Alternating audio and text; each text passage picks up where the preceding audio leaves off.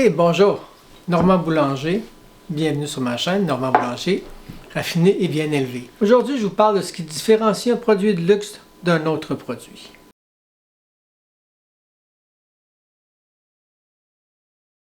Débutons avec ce petit whisky Glenfiddich, 14 ans. Excellent. Donc, on débute.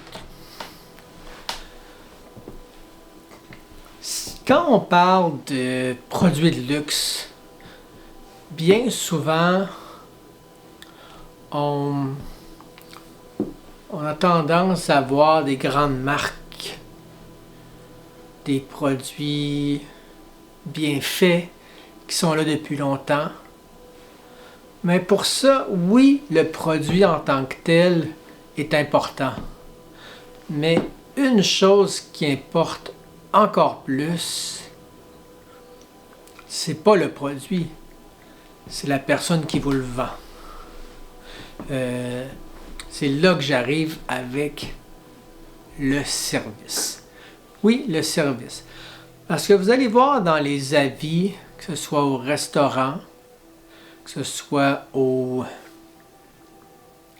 une boutique en ligne, c'est souvent pas la qualité du produit qui est en cause pour donner des notes qui sont un peu plus basses que la moyenne. C'est souvent le service, la façon dont les gens sont reçus, la façon dont les gens vivent la transaction.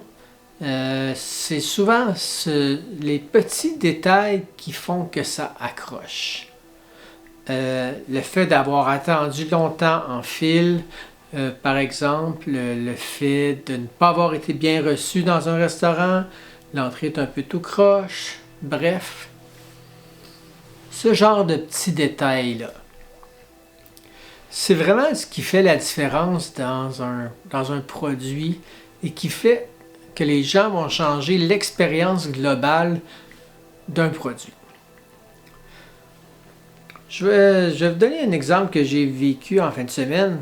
Bien que ce soit un excellent endroit, il y avait des petits accrochages. Je suis allé dans un restaurant, un des meilleurs restaurants au Québec, sinon le meilleur. Une chose qui m'a un peu dérangé, c'est bien que le service était excellent et tout, on a pris soin de nous, on a bien fait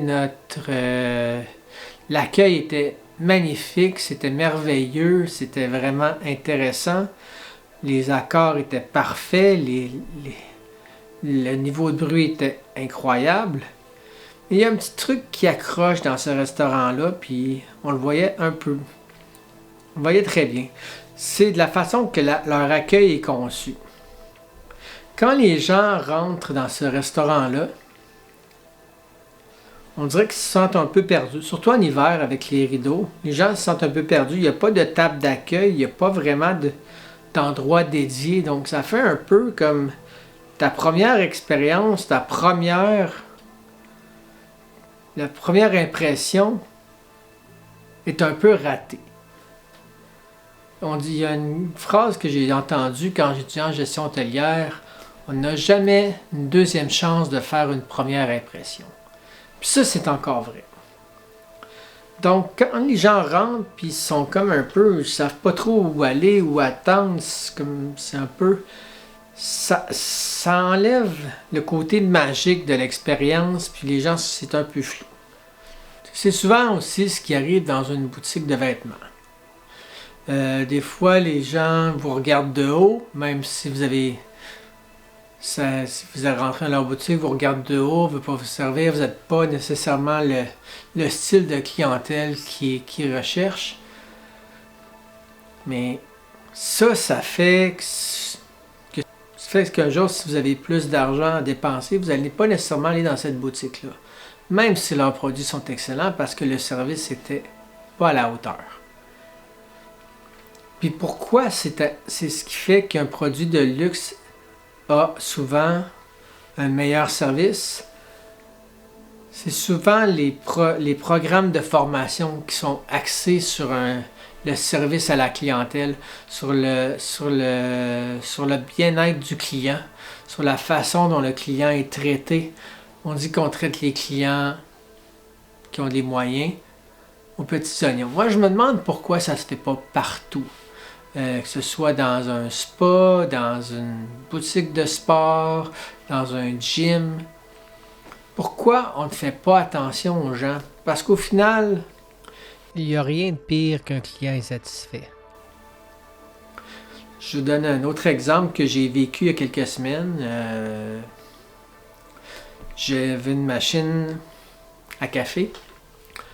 Et puis, je l'ai envoyé pour réparation. La machine était brisée. Donc, je reçois un courriel de cette compagnie que je n'aimerais pas. Comme dit, on va vous remplacer votre machine à café sans problème. Appelez au service à la clientèle. Ils vont vous expliquer comme ça fonctionne. J'appelle au service à la clientèle et malheureusement, la personne qui me répond me dit que la machine n'est plus garantie, on ne peut pas rien faire. Bref, c'était une drôle de dichotomie parce que même si ça fait quand même à peu près plus de 10 ans que j'ai la machine, mais on ne peut pas rien faire, elle est brisée, on peut pas ce qu'on me suggère, c'est un peu de la survente. On veut m'en vendre une autre, on veut me donner un rabais sur une nouvelle machine. La compagnie qui est B Corp en plus, je pense que c'est un peu étrange d'essayer de vendre plus de produits qu'au lieu de réparer le produit. Bref.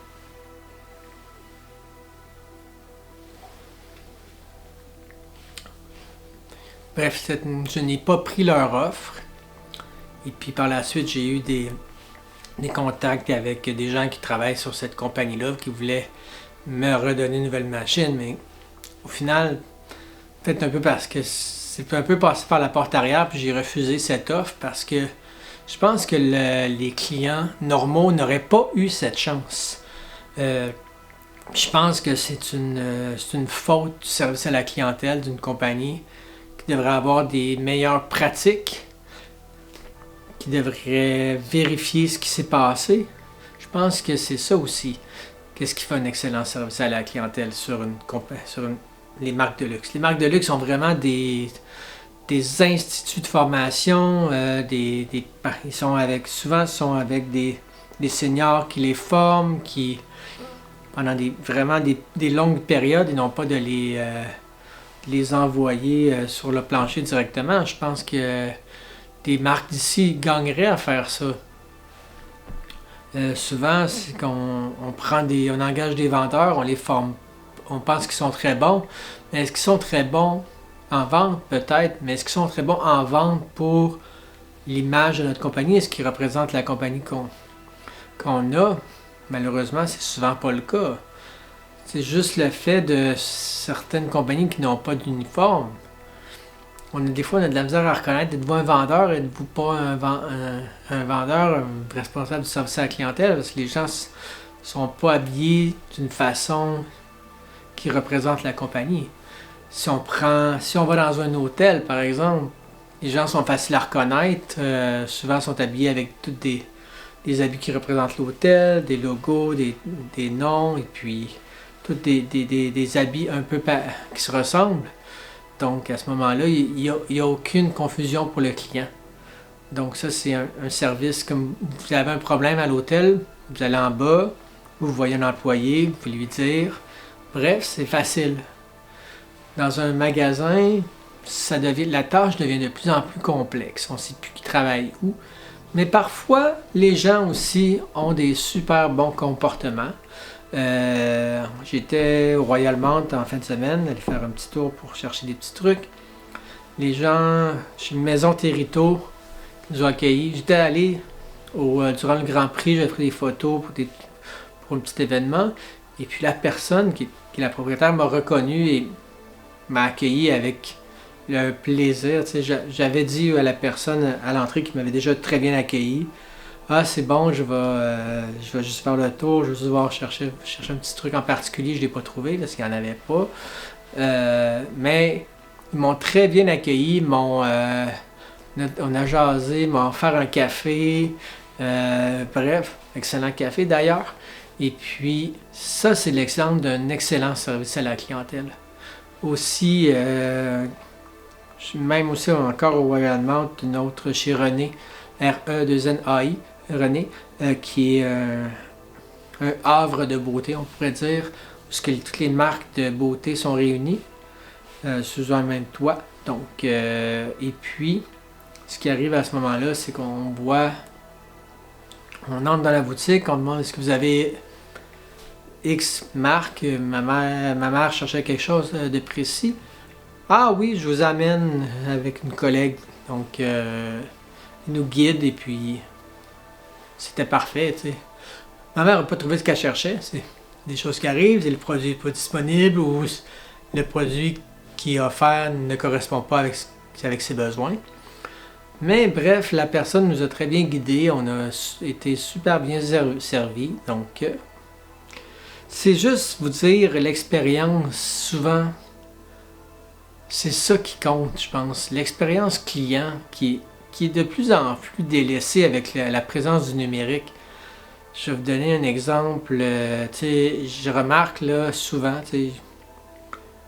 les gens qui sont sur leur téléphone en travaillant. Je pense que ça ne devrait pas être accepté par les employeurs que les employés aient leur téléphone. Quand tu travailles dans une boutique, tu n'as pas besoin de ton téléphone. Même chose, je te dirais, la STM, c'est un peu la même chose. Je vois souvent des employés qui sont sur leur téléphone. C'est un peu ça aussi. Je trouve ça un peu bizarre de voir des employés qui sont payés à être sur leur téléphone, même s'il n'y a personne. Il y a sûrement d'autres choses à faire, de ranger certains trucs, de s'assurer que tout est propre, de s'assurer que tout marche. Bref, je trouve ça un peu désolant de voir des employés sur leur téléphone. C'est nous qui les payons en plus, donc c'est un peu dommage. Bref, pour vous dire à quel point ça peut affecter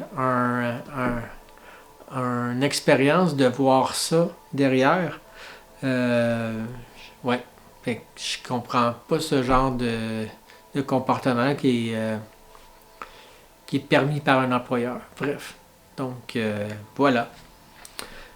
Je pense que c'est vraiment cette petite coche qui fait la différence entre une expérience incroyable avec une marque par rapport à l'expérience un peu moins bonne avec une autre.